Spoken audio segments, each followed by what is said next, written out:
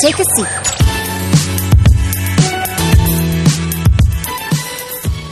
Actually, who actually have found you, and got you to be the director of this film, The Wedding of the Year? Well, Lim Tech of Scorpio East and Daniel Yoon. Yep.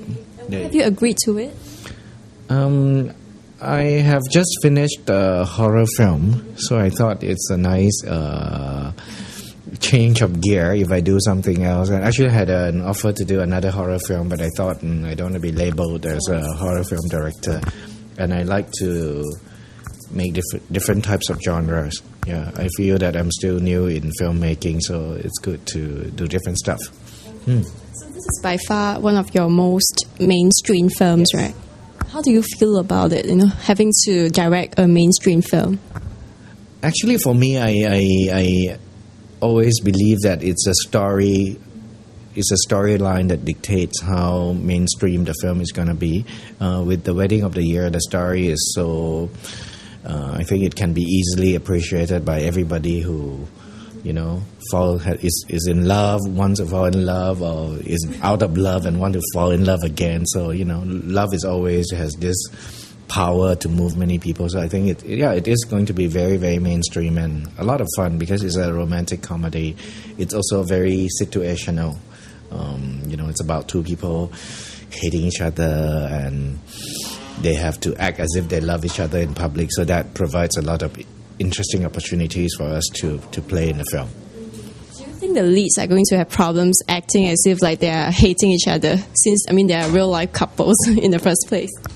No, because I think they are actors before they are a couple, I think, and they are professional enough, and the kind of hating each other in the film, it's not like I'm going to kill you and cut you into pieces, but I think it's out of a lot of misunderstanding because sometimes when you don't like another person, you always end up with that person. So it's that kind of hatred, So I think they're good at that. I just told them that in the film they have to do various love scenes, and some are real, some are not, some are bluff but inside real, but some are real inside bluff.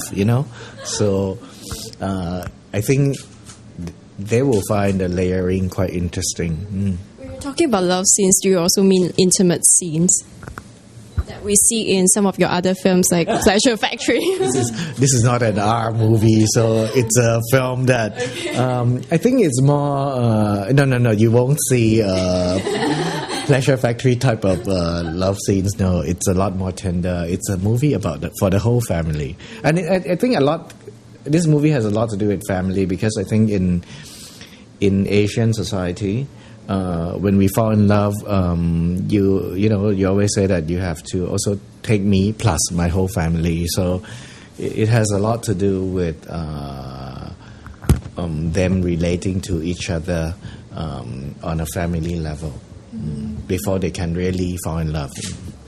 Is it more pressurizing to direct a mainstream film as opposed to some of your art films?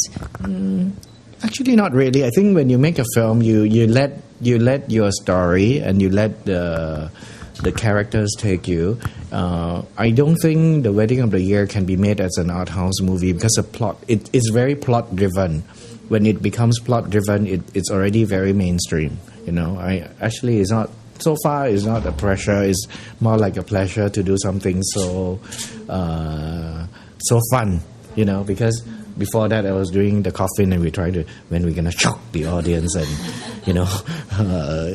make them jump off their seat, and show them all the ugly things, all the ghosts and all that. So this is all happy, pretty things. So, and this one my family can come and watch. My nephew and my niece can come and watch. My previous one, they're all like, it's so scary. So what did they have to say about your previous films? Your family members, your close relatives? Pleasure Factory, a lot of people in my family cannot watch except my brother, who loves it because he got to watch uncensored version. My previous film, my mom didn't like because it's like, why you have to? What do you do with all the coffins? You have to donate to the temple, And my nephew was so scared. Yeah, he didn't even want to watch a trailer. And I said, you just watch the image. And I say that you don't have to watch an image. You can just listen. So no, even this, you don't want to hear. Yeah. So so this one I think my whole family can enjoy, which will be nice because we are a family that like to watch movies. So it's nice to watch a film that we did it ourselves. No? So when your film Wedding of the Year comes out, in the Chinese New Year period, I'm sure you have a few major competitors like Redcliffe Part 2 and Jack Neo is also directing another film. Do you face like some kind of pressure while you are directing Wedding of the Year? No, because I feel that I'm a newcomer. So maybe people don't expect much from me. No, I mean Jack Neo is like a guru, he's a box office king, and I love his movie. So I will go and watch his movie during Chinese New Year, and I hope he will come and watch mine. And I think that in Singapore, there's enough room for more local movies actually, because I think we have come to a point in Singapore where I think Singaporeans know who we are compared to say 10 years ago. We know what defines us, what defines our culture. So more local movies are welcome. I think in future we should have like 5 movies during Chinese New Year, because Chinese New Year we love to watch movies during Chinese New Year, and Chinese New Year is so long, you can watch more than one. So hopefully you must go and watch all local movies. Redcliffe, never mind. Yeah. Okay. So, as opposed to your previous films, I guess like those are mostly based in Thailand. So this is like your first major film that is based in Singapore. So do you think it's a sign that you have assimilated pretty well into the local culture and made yourself known to the local film industry people? Funnily enough, I spend more time living in Singapore than Thailand. So when I'm in Thailand, people say, "Oh, you're so Singaporean." When I'm in Singapore, they say, "Oh, you're so Thai." So I don't know. Whenever they pigeonhole me, is okay. But I feel comfortable in both places, and I like. Actually, one of the things that I welcome when I get a chance to do Wedding of the Year is actually there are a lot of things that I like about Singapore, and I'm gonna put into the movie. Just not just the places, but some of the things that how we relate to each other. It's not the same as Thai people. So the film also deals with some obsession with money, which is part of our culture. Yeah, but I think despite all that, we also quite a romantic country lah. When we are not careful, but we all appear like, oh, we are so cynical. Actually, we are quite die. You do go and see, I think in Singapore, romantic comedies do better than in Thailand. Yeah. Do you know why is that the case? I mean, based on your observations. I don't know. Maybe one thing is we are a nation of we are a younger nation. We have younger people. And when you're young, you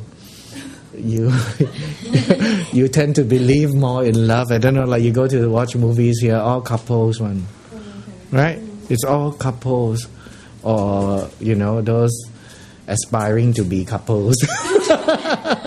So I think love is a good theme to do here. It's because the Singaporeans lack real romance in their lives, and that's why romantic comedies is kind of like a good form of escapism. Actually, I think on the contrary, I think that Singaporeans have capacity to love, but they are so busy. Yeah, and the way they say love is very strange. Like the flat must apply. That's very romantic lah. But it's romantic in our own way. That is nobody in other country will find romantic. Yeah. So it's just different. So what are your expectations of this movie?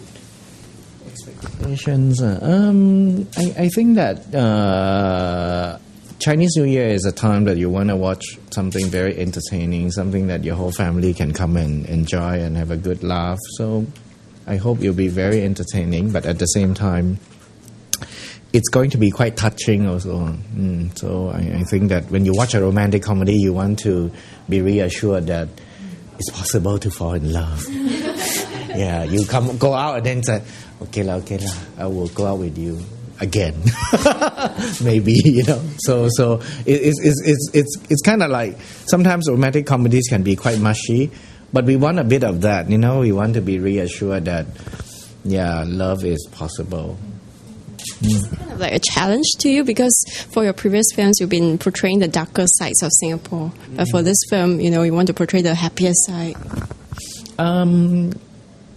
It is a challenge. It is also something that quite exciting to me, because I think that, you know, the world has the dark side and the bright side, you know. And even though when I do so-called themes that deal with darker issues, like even Pleasure Factory, if you really watch it, I'm trying to look for the brighter side in the darker thing. So when this is so bright, you know, it's actually makes my job easier, because I feel that when you come and watch it, for me, I grew up watching movies, and I like movies that make me feel uplifted, want to be a better person. So I tend to be kind of like quite positive in my themes anyway. So this makes it actually easier, because it's so uplifting in itself, you know. Since Christopher Lee and Fann Wong, are there any other cast members that are confirmed already? We have very colorful cast members. We have Hei Ren from Taiwan. He's going to be confirmed. He's going to be, you know, he's such a suave guy. He played basketball and so tall, and he's going to be Fann's manager. So he's a bit like Jerry Maguire, Tom Cruise, you know, except that he's gay, like Tom Cruise, you know. and he's very money-minded in the movie, and his relationship with Fann's character is very monetary based on the outer side. I think he'll discover something later. And we have Alice Lau from Hong Kong, and Alice is a very accomplished stage actress. I was a little worried whether she can do comedy, but I met her, I think she can do. She's going to play this really xiao jabo, you know, like, love worships the ground that Chris walks, and, you know, worships his body, and, you know, like it's a one-way love affair, but very kind of pure. It's like sometimes you love someone and you don't mind if that person will never love you back, as long as that person don't have anyone to love. If God, then you will be having problems. So she is. So the two managers are like they plot and plan for their career. And we have Daniel from Malaysia. He's going to play a fanatic fan of Fann Wong, and a bit cuckoo inside. Yeah, love her too much, until a bit unreasonable. Yeah, but quite cute, because it's a comedy, you know. So he's not going to be Silence of the Lamb. No. So these are the main characters, and there'll be like cameo appearances. Take a seat.